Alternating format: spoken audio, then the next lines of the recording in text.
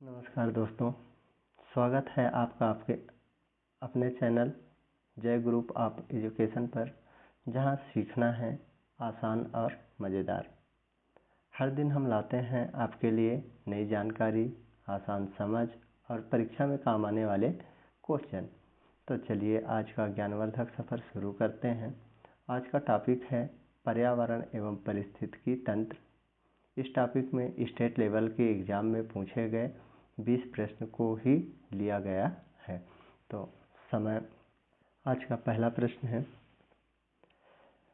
संपूर्ण सौर ऊर्जा में उत्पादकों के माध्यम से सजीव तंत्र में प्रवेश करती हैं, अंततः वायुमंडल में पुनः चली जाती हैं। तो ये किस रूप में? ऑप्शन पहला है स्थितिज ऊर्जा के रूप में, दूसरा प्रकाश के रूप में, तीसरा ऊष्मा के रूप में और चौथा कार्बनिक पदार्थ के रूप में। तो इसका हमारा सही जवाब हो जाएगा ऑप्शन नंबर 3, ऊष्मा के रूप में।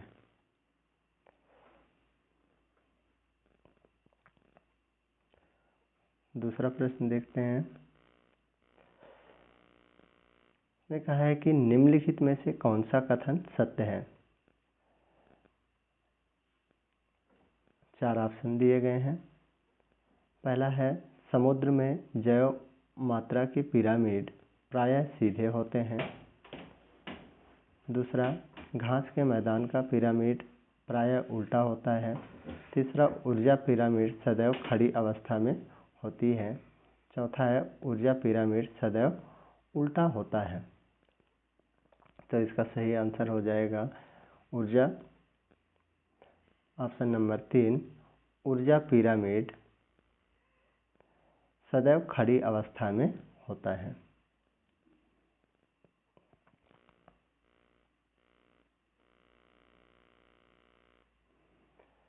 तीसरा प्रश्न, किसी आहार श्रृंखला में प्रत्येक स्तर पर उपलब्ध कार्बनिक पदार्थ की औसत मात्रा जो कि उपभोक्ता के अगले स्तर तक पहुंचती है।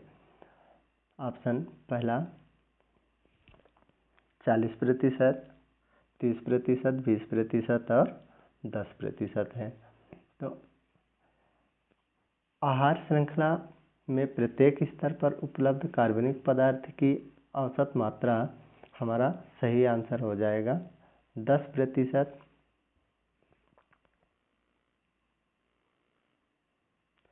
10% जो कि अगले उपभोक्ता तक पहुंचती है।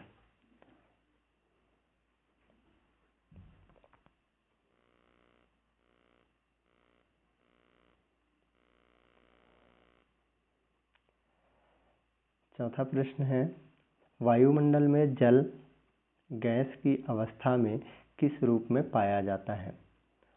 तो वायुमंडल में जल गैस की अवस्था में किस रूप में पाया जाता है?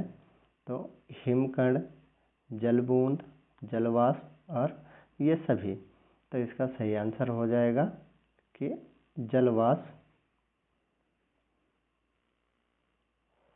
जलवाष्प के रूप में पाया जाता है।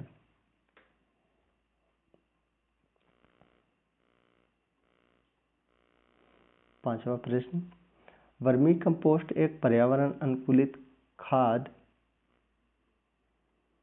मानी जाती है जो प्राप्त होती है। वर्मी कंपोस्ट एक पर्यावरण अनुकूलित खाद मानी जाती है जो प्राप्त होती है केंचुओं से।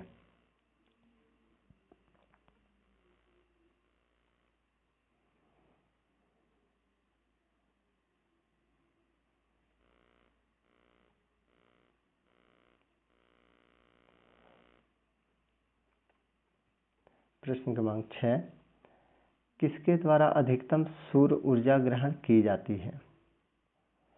तो पहला ऑप्शन है घास, वृक्ष, शैवाल और जंतु। तो सबसे ज़्यादा सूर्य से ऊर्जा ग्रहण कौन करता है? तो सही आंसर हमारा हो जाएगा ऑप्शन नंबर 3, शैवाल।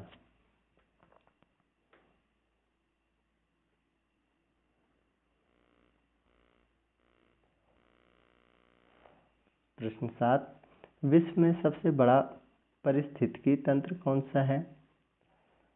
ऑप्शन है पहला मरुस्थलीय पारिस्थितिकी तंत्र, घास भूमि पारिस्थितिकी तंत्र, सागर पारिस्थितिकी तंत्र और चौथा है वन की पारिस्थितिकी तंत्र। तो इसका सही आंसर हो जाएगा हमारा सबसे बड़ा पारिस्थितिकी तंत्र कौन है? तो हमारा ऑप्शन नंबर 3 जो कि सही है, सागर पारिस्थितिकी तंत्र।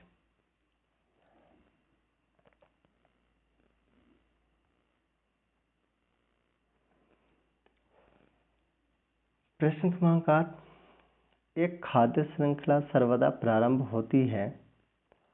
ऑप्शन है उत्सर्जन से, अवशोषण से, प्रकाश संश्लेषण से और शोषण से। तो खाद्य श्रृंखला सर्वदा प्रारंभ होती है हमारी प्रकाश संश्लेषण से, जो कि ऑप्शन नंबर 3 होगा हमारा। 9वां प्रश्न, निम्नलिखित में से कौन सा गैसीय प्रकार का चक्र नहीं है? तो कार्बन चक्र, ऑक्सीजन चक्र, फास्फोरस चक्र और नाइट्रोजन चक्र। तो इसका सही आंसर हमारा हो जाएगा नाइट्रोजन चक्र, जो कि गैसीय प्रकार का चक्र नहीं है। बाकी ये तीनों सभी गैसीय प्रकार के चक्र हैं और नाइट्रोजन चक्र हमारा गैसीय प्रकार का चक्र नहीं है।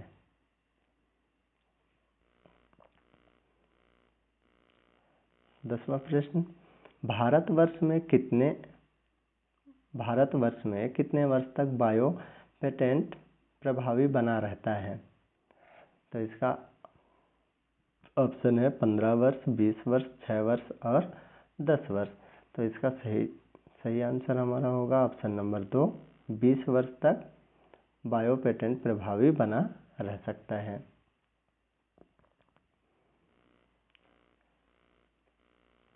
11वां प्रश्न है, एक पारिस्थितिकी तंत्र में ऊर्जा प्रवाह किन कानून के अनुरूप होता है?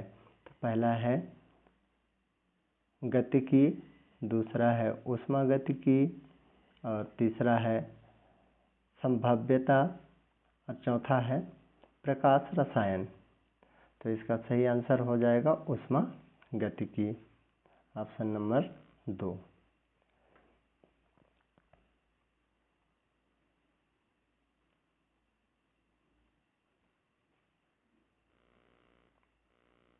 ये 11वां प्रश्न, पारिस्थितिकी तंत्र है।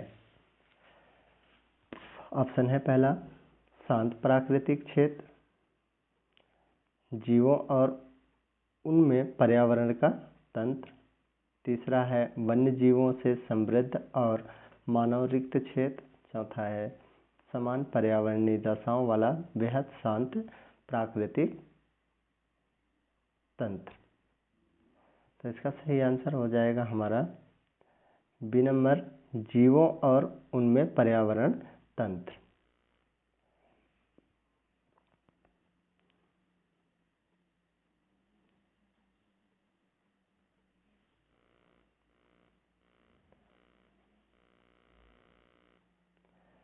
तेरहवां प्रश्न, अमीनो कारक जीवाणु परिवर्तन करते हैं। पहला ऑप्शन है व्यर्थ को अमोनिया में,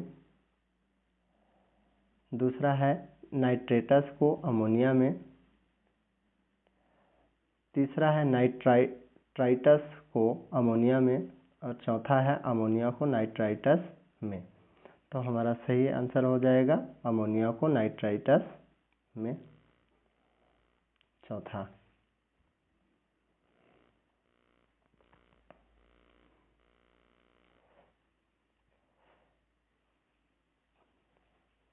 अगला प्रश्न हमारा, विज्ञान की किस शाखा के अंतर्गत पर्यावरण का अध्ययन किया जाता है? तो विज्ञान की शाखा जिसमें हम पर्यावरण का अध्ययन करते हैं वो हमारा आंसर हो जाएगा पारिस्थितिकी तंत्र में, ऑप्शन नंबर 2।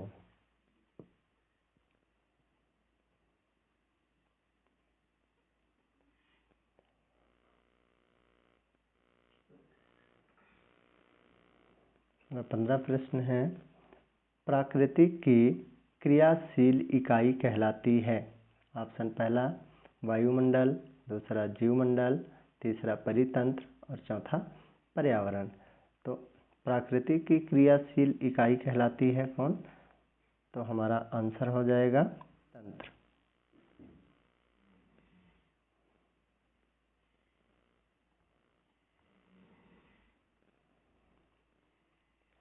प्रश्न क्रमांक 16, खाद्य पिरामिड का आधार बनता है।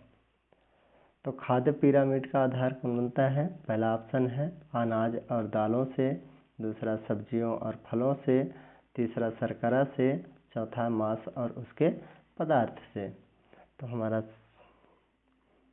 सही आंसर होगा ऑप्शन नंबर 2, सब्जियों और फलों से।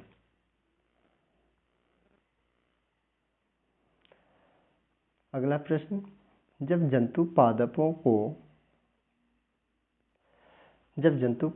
को खाते हैं कितने ऊर्जा पशु मांस में स्थिर होता है? तो इसका ऑप्शन 1 10%, 20%, 30% और 40%। तो इसका हमारा सही आंसर हो जाएगा 10%, जो जंतु पादप को खाते हैं और ऊर्जा पशु मांस में स्थिर होता है वो होता है 10%।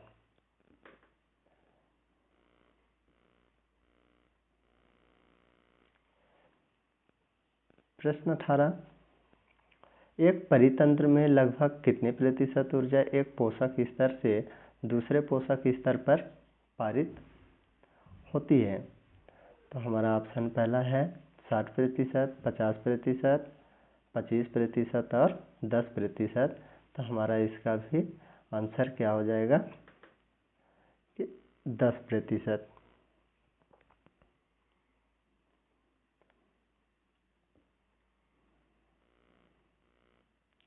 अगला प्रश्न, ऊर्जा के प्रत्येक हस्तांतरण पर एक स्तर से दूसरे स्तर तक लगातार ऊर्जा में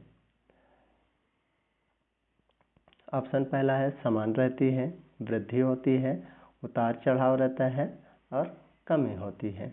तो इसका हमारा सही आंसर हो जाएगा कि ऊर्जा के प्रत्येक हस्तांतरण पर एक स्तर से दूसरे स्तर तक लगातार ऊर्जा में क्या होती है? लगातार उतार चढ़ाव होती रहती है। हमारा आंसर सही आंसर होगा तीसरा, उतार चढ़ाव।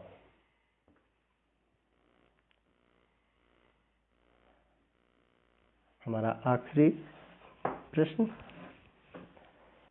उपभोक्ता स्तर का ऊर्जा संग्रहण कहलाता है। पहला ऑप्शन है ग्रॉस प्राइमरी प्रोडक्टिविटी, दूसरा सेकेंडरी प्रोडक्टिविटी, तीसरा नेट प्राइमरी प्रोडक्टिविटी और चौथा है नेट प्रोडक्टिविटी। तो इसका भी हमारा सही आंसर हो जाएगा 2 नंबर का सेकेंडरी प्रोडक्टिविटी। ये हमारा आखिरी प्रश्न जिसका आंसर सेकेंडरी प्रोडक्टिविटी होगा। अगर वीडियो अच्छा लगा हो, जानकारी अच्छी है, तो प्लीज़ चैनल को सब्सक्राइब, लाइक और शेयर ज़रूर करें। धन्यवाद।